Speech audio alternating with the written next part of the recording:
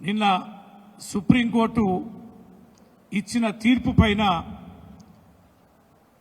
రాష్ట్ర వ్యాప్తంగా అనేక రకాలుగా చర్చ జరుగుతుంది. ఈ చర్చని తప్పుదోవ పట్టించడం కోసం కాంగ్రెస్ పార్టీ నేతలు మాట్లాడుతున్న తీరును కూడా యావత్ తెలంగాణ సమాజం గమనిస్తుంది. తగుదునమ్మా నాకేంటి సిగ్గన్నట్టు ఇదేదో చెంపపెట్టు బీఆర్ఎస్కే తీర్పు మాకు అనుకూలంగా వచ్చింది, తీర్పు వారికి వ్యతిరేకంగా వచ్చింది అని రకరకాలుగా మాట్లాడే తీరును చూస్తే ఏమాత్రం కూడా రాజ్యాంగం పట్ల, వారు చేసిన చట్టాల పట్ల ఏ పాటి గౌరవం ఉందనేది మనకు అర్థమవుతుంది. ఈ చట్టాన్ని తెచ్చింది ఎవరండి? యాంటీ డిఫెక్షన్ యాక్ట్ను, ఫిరాయింపుల చట్టాన్ని తీసుకొచ్చిందే రాజీవ్ గాంధీ గారు. 1985 సంవత్సరంలో 1/3 మెజార్టీ ఉంటే స్ప్లిట్ కావచ్చు అని చెప్పని 52వ రాజ్యాంగ సవరణ ద్వారా తీసుకొచ్చారు. 3 వంతుల్లో 1 వంతు గనక విభేదిస్తే వారు పార్టీ మారొచ్చనే మొదటిసారిగా చట్టాన్ని తీసుకొచ్చిందే మీ పార్టీ ప్రభుత్వం, పొదస్తమానం మీరు దలుచుకునే రాజీవ్ గాంధీ గారు. తర్వాత ఇది సరిగా లేదు, దీంట్లో ఇంకా లోసుకులు ఉన్నాయి, ముగ్గురు కలిసి ఒక్కరు విభేదిస్తే ఇది సరి అయింది కాదు, మెజార్టీ ఉంటారు కదా అంటే 1 వంతు విడిపోతే 2 వంతులు మెజార్టీ కనుక మెజార్టీ అభిప్రాయానికి ఇది భిన్నమైనటువంటి చట్టం అని చెప్పని మళ్ళీ అనేక చర్చలు, అనేక పరిణామాలు దేశంలో జరిగాక 2003 సంవత్సరంలో ఎన్డీఏ ప్రభుత్వం 2/3 మెజార్టీ ఉండేలాగా అది మెర్జర్, 3 వంతుల్లో 2 వంతులు గనక విభేదించి వెళ్తే అదే లెజిస్లేచర్ పార్టీ అవుద్ది లేదా మెర్జర్ అవుద్ది అని చెప్పి చాలా స్పష్టంగా చట్టం అనేది రూపొందించారు. ఎందుకు 85లో మొదటిసారి చట్టం చేస్తే దాంట్లో ఉన్న లోపాలని సరిదిద్దుకొని 2003లో ఇంకొక చట్టం తీసుకొచ్చాం, 91 రాజ్యాంగ సవరణ ద్వారా. ఇవాళ మరొక సమస్య వచ్చింది. ఏంటది? స్పీకర్ నిర్ణయం తీసుకుంటారు పార్టీ మారిన వారి పైన. మరి స్పీకర్ నిర్ణయం అనేది ఎప్పుడు తీసుకోవాలి, ఎంత సమయంలో తీసుకోవాలి అనే నిబంధనలకు సంబంధించి ఈరోజు చర్చ జరుగుతున్నది. మొన్న 10 మంది ఎమ్మెల్యేలు బీఆర్ఎస్ పార్టీ నుంచి కాంగ్రెస్లో చేరిన సందర్భంలో హైకోర్టులో మేము కేసు వేయడం జరిగింది. సింగిల్ బెంచ్ తీర్పిచ్చింది స్పీకర్ 4 వారాల్లో నిర్ణయం తీసుకోవాలని. అసెంబ్లీ సెక్రటరీ నరసింహాచార్యులు గారు హైకోర్టుకి తిరిగి అప్పీల్ చేసుకొని డివిజన్ బెంచ్కి పునరాలోచించమని చెప్పారు. డివిజన్ బెంచ్ స్పీకర్ను ఆదేశించే అధికారం న్యాయస్థానానికి లేదు, నిర్ణయం తీసుకునే అధికారం స్పీకర్కే ఉంది, కాల పరిమితిని న్యాయస్థానం విధించలేదని డివిజన్ బెంచ్ తీర్పు ఇవ్వడం జరిగింది. ఆ డివిజన్ బెంచ్ తీర్పుని మేము సుప్రీంకోర్టులో అప్పీల్ చేశాం. సుప్రీంకోర్టు అనేక రకాలుగా వాదోపవాదాలు, ఈ 10 మంది ఎమ్మెల్యేలకు నోటీసు పంపించి, ప్రభుత్వ స్పీకర్కు నోటీసు పంపించి అనేక వివరణలు తీసుకొని తదనంతరం నిన్న ఇచ్చిన తీర్పు ఏం చెప్పారు? స్పీకర్ గారు 3 నెలల్లో నిర్ణయం తీసుకోవాలి అని ఒక జడ్జిమెంట్ ఇచ్చారు. ఇలా ఇప్పటికి 10 నెలలు గడిచిపోయింది. మేము 3 నెలలు గడివిస్తున్నాం, సరైన నిర్ణయం తీసుకోండి అని చెప్తూనే కేంద్ర ప్రభుత్వానికి పార్లమెంట్ కూడా ఒక విజ్ఞప్తి చేశారు. చట్టపరమైన కొన్ని అంశాలు ఇంకా మార్పు చేసుకోవాల్సిన అవసరం ఉందని. ఏంటి దాని అర్థం? ఖచ్చితంగా స్పీకర్కి ఒక పరిమితి ఉండాలని, లేదా మారిన వెంటనే పార్టీ మారిన వెంటనే డిస్క్వాలిఫై అయ్యేలా ఒక మార్పు అనేది చట్టంలో తీసుకురావాలని, ఇంకా పకడ్బందీ బలమైన చట్టాన్ని రూపొందించాల్సిన ఆవశ్యకత ఉందని నర్మగర్భంగానే సుప్రీంకోర్టు చెప్పింది. ఇక్కడ చర్చ ఏంటి? 3 నెలల్లో తీర్పు నిర్ణయం తీసుకోమనమని తీర్పునిస్తే మీ సంతోషం, మీ సంబరాలు, కాంగ్రెస్ మాట్లాడుతున్న మాటలు చూస్తే గెలుపు తీర్పు మాకు అనుకూలంగా వచ్చిందని. అంటే స్పీకర్ నిర్ణయం తీసుకోరా 3 నెలల్లో? ఈ శాసనసభ్యుల సభ్యత్వాన్ని మరి రద్దు చేస్తారా, లేదా పార్టీ మారలేదంటారా, లేకపోతే మేము దీన్ని పట్టించుకోం, మా స్పీకర్కి గడువు విధించే అధికారం ఎవరికి లేదని చెప్తారా? ఏదో ఒక నిర్ణయం తీసుకుంటారు, తీసుకోవాలి కూడా. దీనిపైన దేశవ్యాప్తంగా చర్చ అనేది కూడా జరగాలి. యావత్ తెలంగాణ సమాజం కూడా గమనించాలి.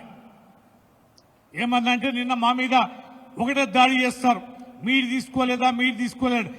మీరు చేసిన చట్టంలో నిబంధనకు అనుగుణంగానే మేము తీసుకొని ఉండొచ్చు కాక, ఏది 2/3 మెజార్టీ ఉంటే మెర్జి కావచ్చనే ఫిరాయింపుల చట్టం ఏదైతే రూపొందించిందో ఆ రూపకల్పనలో భాగంగానే 2/3 మెజార్టీ ప్రకారం మా పార్టీలో చేరారు, మేము మెర్జీ చేసుకున్నాం.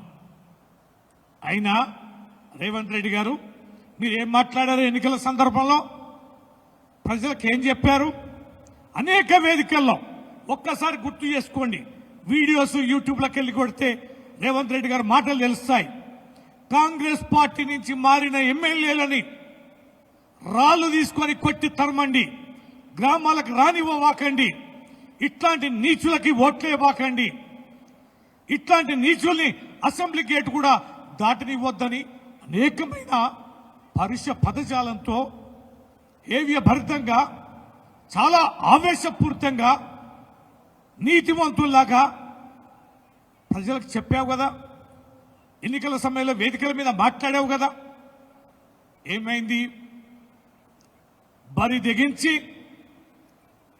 చట్టాన్ని అతిక్రమించి, మీ రాజీవ్ గాంధీ గారు చేసిన చట్టాన్ని అతిక్రమించి 10 మంది ఎమ్మెల్యేలను చేర్చుకున్నావు కదా. కోర్టు తుర్పారబట్టింది కదా.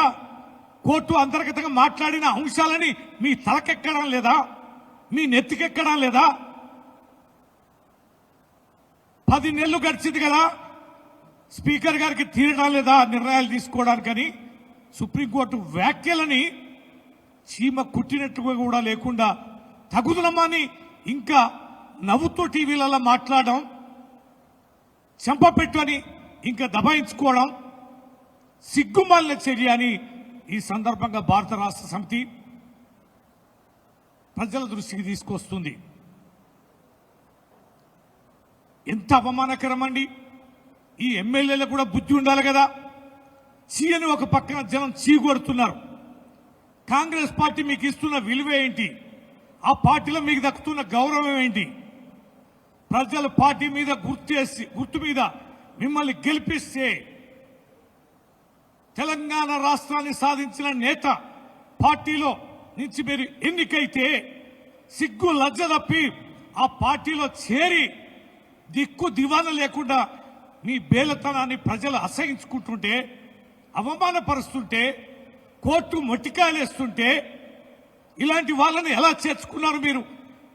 వీళ్ళ పట్ల మీరు ఎందుకు నిర్ణయం తీసుకోవడం లేదని ఒక పక్కన కోర్టు అంటుంటే, ఇంకా మీరు రాజీనామా చేయకుండా ఇంకా మీరు ఆ పదవిని పట్టుకొని వేలాడడం అనేది నిజంగా ఇది ప్రజాస్వామ్య విలువలకి, ప్రజలకి ఇలాంటి నేతలు ప్రజాప్రతినిధులు ఇస్తున్న గౌరవాన్ని ఖచ్చితంగా యావత్ తెలంగాణ ఖండించాలి.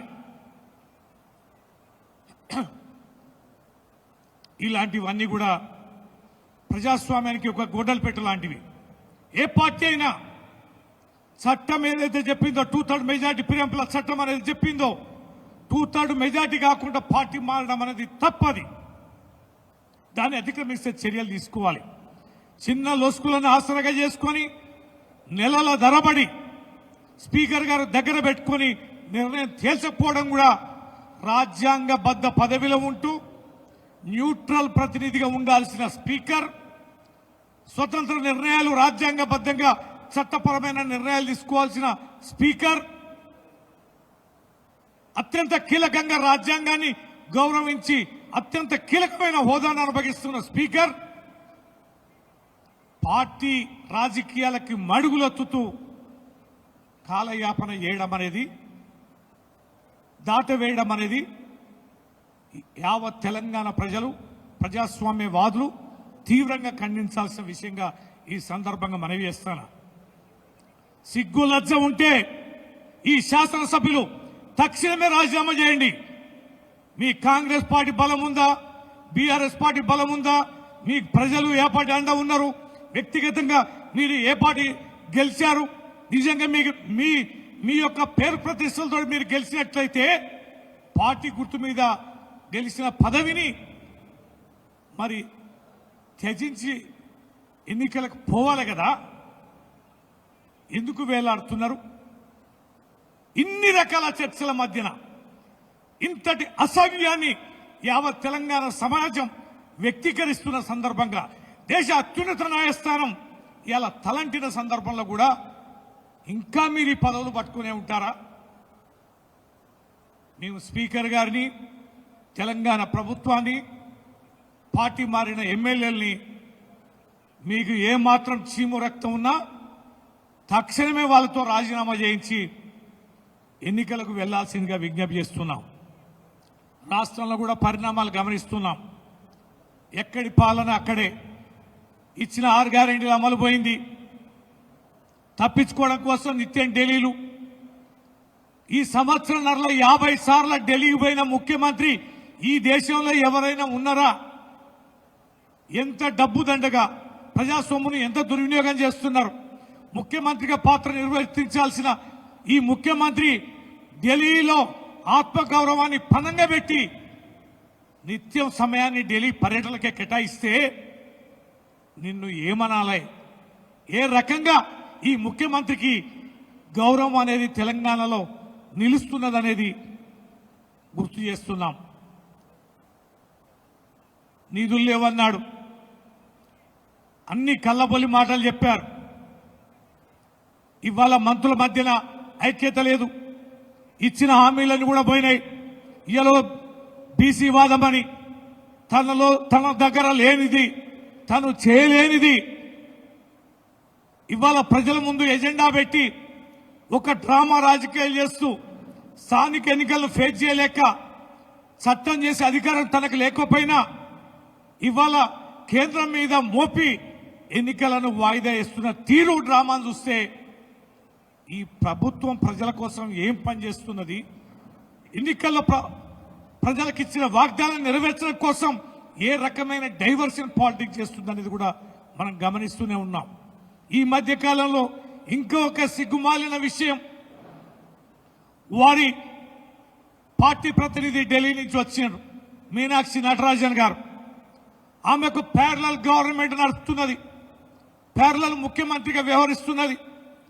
సచివాలయంలో మంత్రులతో సమీక్షలు చేస్తుంది. మరి ఫ్యాక్టరీ కర్మాగారం కాలిపోతే అక్కడ పోయి మంత్రులను తీసుకెళ్లి అక్కడ ఆమె కాంపెన్సేషన్ సంబంధించి ఆమె విచారణ చేస్తుంది, రివ్యూ చేస్తుంది.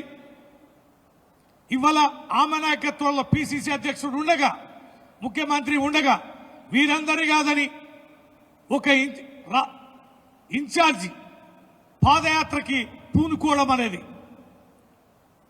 ఎక్కడ పోతున్నది ఈ తెలంగాణ ప్రభుత్వం? ఎక్కడ ఏం చేస్తున్నది ఈ కాంగ్రెస్ పార్టీ? దిక్కు దివాన లేని విధానం, ఆత్మగౌరవం మంట కలిపి ఇవాళ తెలంగాణని అబాస్పాలు చేస్తున్న విధానం నిజంగా గుండె చెరువవుతుంది. ఒక్కొక్క ఇన్సిడెంట్ చూస్తుంటే, వారి అరాచకాలు చూస్తుంటే, వాళ్ళ పర్సంటేజీల పాలన చూస్తుంటే, వాళ్ళ భూ కబ్జాలు చూస్తుంటే, వాళ్ళ కాంట్రాక్ట్ల కోసం చెల్లిస్తున్న బిల్లులను చూస్తుంటే, అనేక స్కీముల పథకాలను చూస్తుంటే, వృద్ధులకు ఎగ్గొట్టిన పెన్షన్లు చూస్తుంటే, ఇలా రైతులకు ఎగ్గొట్టిన స్కీములను చూస్తుంటే, అరకొరగా హామీలను అమలు పరుస్తున్న తీరును చూస్తుంటే, ఇవాళ నిలదీస్తున్న బీఆర్ఎస్ పార్టీని ఏ రకంగా భాష వాడుతూ కేసీఆర్ గారి కుటుంబాన్ని లక్ష్యంగా ఎంచుకొని ఏ రకంగా వ్యవహరిస్తున్నారో కూడా తెలంగాణ సమాజం గమనిస్తున్నది. కమిషన్ల మీద కమిషన్ లేయడం, నిత్యం వార్తల్లో చర్చ పెట్టడం, అవినీతి జరిగిందని విపరీతమైనటువంటి చర్చకు అవకాశం ఇవ్వడం, కేసీఆర్ గారి మీద ప్రతి వేదిక మీద బండబూతులు తిట్టడం, విపరీతంగా వ్యక్తిత్వాన్ని క్యారెక్టరైజేషన్ చేయడం, మళ్ళా పైగా నువ్వు సభకు రాని ఈ సంగతి చెప్తాని. మొన్న ఈ మధ్యన ఆయన బండారం కూడా బయటపడ్డది. కేసీఆర్ అసెంబ్లీకి ఎప్పుడు వస్తాడా, ఎప్పుడు ఇజ్జద్దిద్దామా, ఎప్పుడు మేము చేసే మా మాటలు విని ఆయన కుంగి కుల్లి చావాలే కేసీఆర్ మా మాటలు వింటూ అని చెప్పని నీ అక్కసు, నీ ప్రవర్తన శైలి చూస్తే నువ్వు తెలంగాణ ప్రజలకి ముఖ్యమంత్రిగా లేవు. తెలంగాణని అభివృద్ధి చేయడానికి కంకణబద్ధుడు వేయలేరు. నిన్ను జైల్లో పెట్టిన కేసీఆర్ గారిని కసితో అనేక రకాలుగా అవమానపరచాలనే లక్ష్యంతో ఉన్నామనే అర్థమవుతుంది. అందుకనే అడ్డంగా ఓటుకు నోటు కేసులో దొరికిన నువ్వు, అడ్డంగా ఎమ్మెల్యే కొనుగోలు ఆ విషయంలో దొరికిన బీజేపీ, ఈ రెండు పార్టీలు కూడా ఫోన్ ట్యాపింగ్ ఇష్యూని పెద్ద ఇష్యూగా మలిచి, అదొక ప్రజా సమస్యగా మలిచి, ప్రజా సమస్యలు పక్కదో పట్టించడానికి చేసిన కుతంత్రాల్ని చేస్తున్న వికృత ప్రచారాన్ని కూడా యావత్ తెలంగాణ ప్రజలు గమనిస్తున్నారు. ఇప్పటికి చాలా కాలమైంది, కాలాతీతమైంది, డైవర్షన్ పాలిటిక్స్ చూస్తున్నాం. ఈ రకంగా సుప్రీంకోర్టు జోక్యం చేసుకొని చెప్పినా కూడా వారిలో కనిపించని మార్పును చూస్తున్నాం. అందుకనే బీఆర్ఎస్ పార్టీ విజ్ఞప్తి చేస్తుంది తెలంగాణ ప్రజలకి, సిగ్గుమాలి వ్యవహరిస్తున్న ఈ రేవంత్ రెడ్డి ప్రభుత్వాన్ని ఖచ్చితంగా నిరోధించే ఆసన్నమైంది.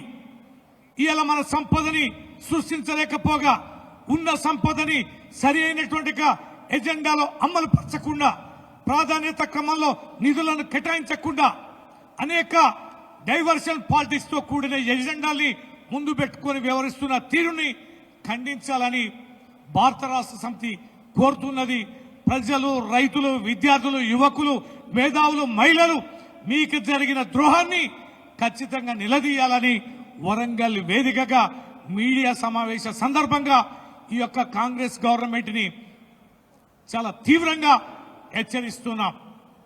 ఎన్ని అంశాలకు సంబంధించి మీరు చేసినటువంటి ద్రోహం అనేది ఇక్కడ చాలా కళ్ళగట్టినట్టు, ఇవన్నీ పరిదగించిన అంశాలు. అందుకనే నీకు ముఖం లేక మాట్లాడడానికి, నీకు ఎక్కడ ప్రజలకు వెళ్ళడానికి దిక్కుదోచక ఇవాళ ఒక మహిళని, అది ఒక ఢిల్లీ ప్రతినిధిని ఇవాళ రాజకీయంగా ప్రత్యక్షంగా పంపించి, ఇవాళ పదవులు ఇస్తామని ఆమెతో చెప్పించి, పదవులు ఇచ్చిన వాళ్ళకి, ఆమెలు ఇచ్చిన వాళ్ళకి పదవులు ఇవ్వకుండా, ఇవాళ మీనాక్షి గారి చేతిలో పదవులు ఇచ్చే అధికారం ఉంది, ఆమె దగ్గరికి వెళ్ళండి అని నువ్వు చేతులు దులుపుకుంటున్న విధానాన్ని నీ కాంగ్రెస్ పార్టీ నేతలే అసహించుకుంటున్నారు, చీదరించుకుంటున్నారనే విషయాన్ని గుర్తెరగాలి. యావత్ తెలంగాణ కూడా ఎంత క్రమశిక్షణ రాహిత్యం, ఎన్ని అంశాలకు సంబంధించి. నిన్న భూపాలపల్లిలో జరిగిన ఘటన చూస్తే ఇంకా సిగ్గనిపిస్తా లేదా నీకు రేవంత్ రెడ్డి? ఎమ్మెల్యే క్యాంప్ ఆఫీసులో ఒక మహిళ బర్లను తీసుకొచ్చి అన్యాయంగా, అక్రమంగా బర్ల షెడ్డును కూల్చేస్తే, బర్లను తీసుకొచ్చి ఎమ్మెల్యే క్యాంప్ ఆఫీసులో దోలి ఎమ్మెల్యేకి ఇచ్చిన వార్నింగ్ చూస్తే ఈ ప్రభుత్వానికి ఏ పార్టీ శక్తి ఉంది, ఏ పార్టీ ప్రజల్లో ఆదరణ ఉంది, ఏ పార్టీ గౌరవం ఉంది అనేది చాలా స్పష్టంగా అర్థమవుతుంది. ఇవాళ ఏ గ్రామంలో వెళ్ళినా, ఏ సోషల్ మీడియాలో చూసినా ముఖ్యమంత్రి రేవంత్ రెడ్డి గారిని మాట్లాడుతున్న తీరును చూస్తే ఇవాళ ముఖ్యమంత్రి స్థాయి అనేది ఎక్కడికి దిగజారిందనేది ఈ సందర్భంగా మనకు అర్థమవుతుంది. అందుకనే ఢిల్లీలో కూడా నిత్యమైన ఢిల్లీకి, ఈ ఢిల్లీలో ముఖ్యమంత్రి లేకపోతే తెలంగాణకు ముఖ్యమంత్రి అని అర్థం కాని రీతిలో పోనీ ఢిల్లీకి పోయి ఏమైనా చేస్తున్నా అంటే ఢిల్లీలో ఈయనకు అపాయింట్మెంట్ దొరకవు, రాహుల్ గాంధీ దొరకదు, సోనియమ్మ దొరకదు. విచిత్రం ఏంటంటే సోనియా గాంధీ గారు ఒక లెటర్ రాశారు ముఖ్యమంత్రి గారికి, ఏమని? ఆ సమావేశానికి నేను రాలేకపోతున్నా అని. దానిని నాకు లేఖ రాసిందో, నాకు అదొక నోబెల్ బహుమతో, నాకొక భారతరత్న చెప్పని ఒక ముఖ్యమంత్రి స్థాయికి తమ పార్టీ నాయకురాలు రాలేకపోతున్నా అనే దాన్ని చేసుకుంటున్న ప్రచారాన్ని తెలంగాణ ప్రజల్ని నేను విజ్ఞప్తి చేస్తున్నా. ఇదంతా కూడా గమనించాలి. ఏమరుపాటుగా ఉంటే, అప్రమత్తంగా లేకపోతే, ప్రశ్నించకపోతే, ఆందోళన వ్యక్తం చేయకపోతే ఈ ప్రభుత్వం ఏలుతున్న నేతలు సిగ్గు, లజ్జ, శరం, మానం, మర్యాద అన్ని విడిచి మేము బాగున్నామని నిత్యం ప్రగల్భాలు పలకడానికి ఇంకా సిద్ధపడుతున్నారు. అందుకనే తగిన బుద్ధి చెప్పే ఆసనమైందని ఈ సందర్భంగా తెలియజేస్తూ ఈ ప్రభుత్వానికి హెచ్చరిస్తున్నాం. తక్షణమే 10 మంది ఎమ్మెల్యేల యొక్క శాసనసభ సభ్యత్వాన్ని రద్దు చేసి మీ ప్రభుత్వం ఘనపాటి అయితే, ఘనకీర్తి ప్రజల్లో ఉంటే రెఫరెండంగా భావిస్తే ఎన్నికలకు పోవాల్సిందిగా మేము డిమాండ్ చేస్తూ సెలవు తీసుకుంటున్నాం. జై తెలంగాణ, జై కేసీఆర్.